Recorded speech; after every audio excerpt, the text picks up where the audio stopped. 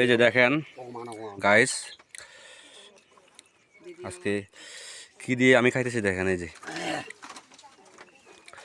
মাছ, এই যে ডিম, তারপরে হচ্ছে যে লাউ, আর হচ্ছে আমাদের এই যে সরার চিংড়ি আর কি। খুব মজার খাবার। এই যে এগুলা টাকা দিয়েও কেনা যাবে না। এই যে দেখেন,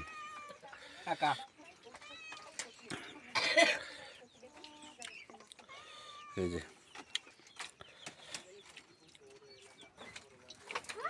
মানুষের কা ভিডিও রঙ সমস্যা নেই না ভিডিও করলি আর সমস্যা ভিডিও করলি সমস্যা ও ও